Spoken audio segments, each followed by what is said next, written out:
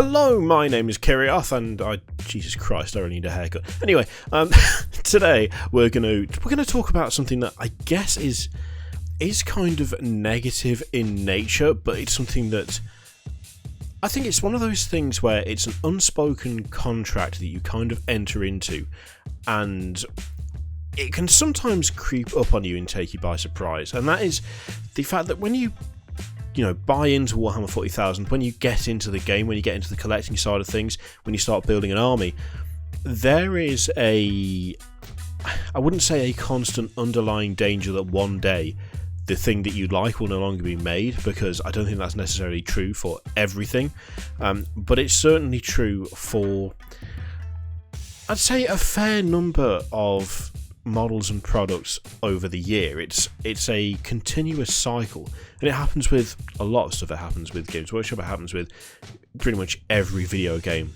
ever, with the exception of Skyrim and GTA 5, because Skyrim will be on every device from now until the point where it's being implanted directly into your eyes, and GTA 5 will never go anywhere because it makes billions of dollars.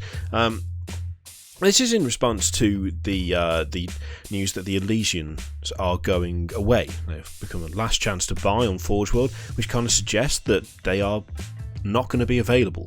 Last chance to buy certainly does suggest that.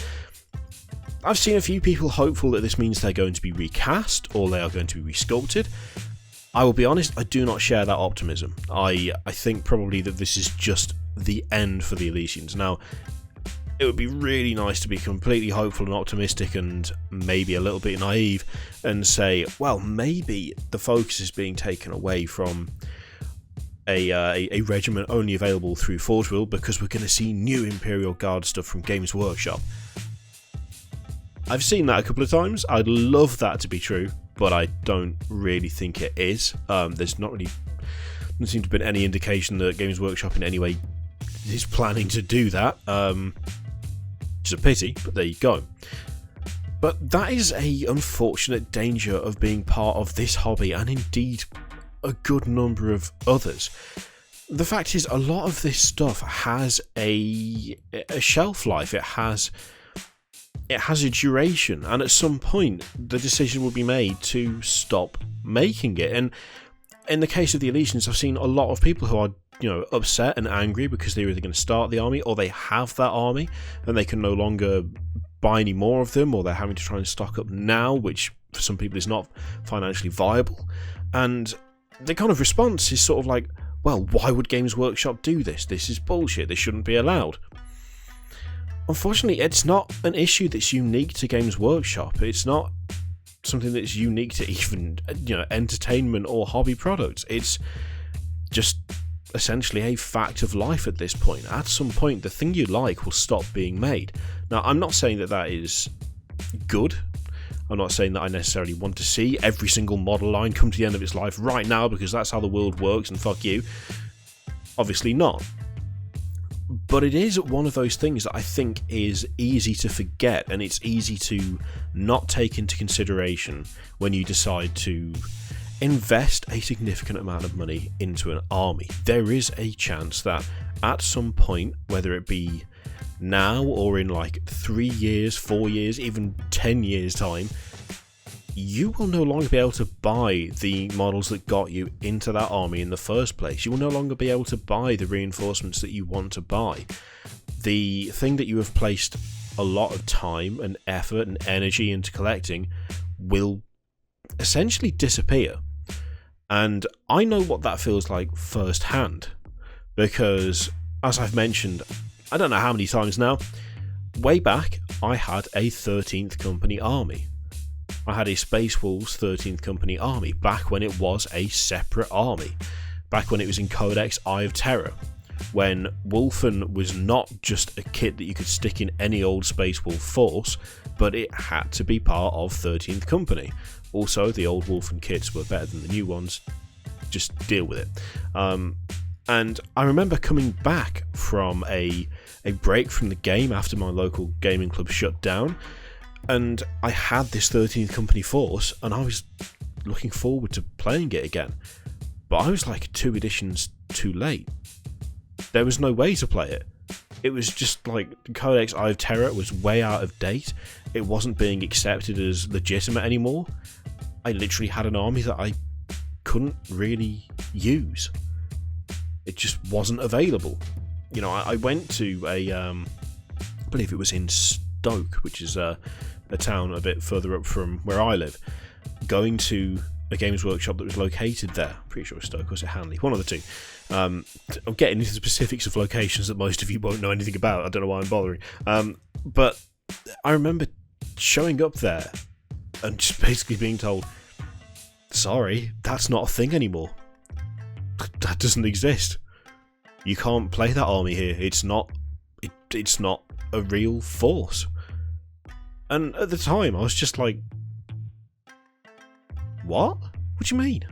What are you talking about? I bought it. I've got the codex right here. It has the rules for this army in it right here. I have the models. I've paid for this. I've painted it. I played this army all the time. Why can't I use it now? Essentially what I'd done is I'd forgotten the unfortunate and, to be honest, very frustrating kind of unspoken contract that you enter into when you start collecting stuff. At some point, the company may well just go, yep, that's done. Sorry. And that's it. That's it. It's gone. And it's garbage and it sucks. But it's something that I think... I'm not going to say you shouldn't be surprised by. I don't think that's fair. I think it is kind of understandable to look at this force that you have either had your eye on or been collecting for a while and suddenly see that, oh, okay, that's just going out of production now. Oh, it's gone. What the hell am I supposed to do now? That reaction is absolutely fine. But there always needs to be, just every now and again, the kind of the idea that what else can I look at that might take the place of this? Not actively trying to start a new army every month, obviously, because that is a one-way ticket to having 1 million unopened boxes or 18 armies with 200 points of models each. No, but whenever I look at what I'm going to get into, whenever I look at an army that I want to start or maybe build a small force in, I'm especially anticipating things like Kill Team coming up, there's always now an element after that experience I had of kind of looking at it and saying, how gutted would I be if that went away? And if the answer is not so much, then in a way that's good, because it means if it does ever go away, you're not going to be incredibly disappointed. In a way it's bad, because it means you don't really have that much of an affinity for that force. But that underlying risk, I think, is always present no matter what army you buy. At some point, for instance, you will not be able to buy normal Space Marines. I've said that before and I'm going to stick by it, because at some point I think it will be the case. We might see more Primaris kits, we will not see new Space Marine kits. We might see more in the way of diversity in terms of what the Primaris can do. We will most likely see a scaling back of the older Space Marine models, because Games Workshop made it pretty clear at this point that Primaris is where the focus lies. That is an army that you would not think would ever happen to. If you said, oh, at some point they're going to stop making Space Marines. I mean, even now there'll be people who say, well, you're talking shit, that's never going to happen. I would beg to differ. I think any army that you play, whether it be Games Workshop, whether it be Forge World, at some point it can just fade away. I mean, it happened with squats to a lesser degree. It's kind of happened with Sisters of Battle in a way, except they've been caught in that weird limbo where they're still around, but only barely and in the worst possible format. Now Elysians are going away. I mean, over the years, Games Workshop have phased a lot of things out when you think about it. They've phased out a lot of models. They've phased out a lot of rules. They've phased out a lot of characters. Army-specific stuff has been just gently removed. Like, it's just one of those things that, unfortunately, when you get into something that you like as much as 40k or any other hobby that you have a great attachment to, it's always going to be a risk. There's always that chance. that you will go to get that thing you've always wanted, and you'll go to the site and it will just be either out of stock or, oh, well, this is the last chance you're ever going to have to buy this. And it is crap and it's not fun, but it's an unfortunate reality of pretty much everything that you're liable to deal with these days. I do feel bad for those who have an Elysian Force and wanted to expand it. I feel bad for those who have been eyeing it up and never got the chance to get it. I would hope that something comes along to replace it, but it is just a kind of shitty truth that just runs through most hobbies. At some point, the thing that you like is going to go away.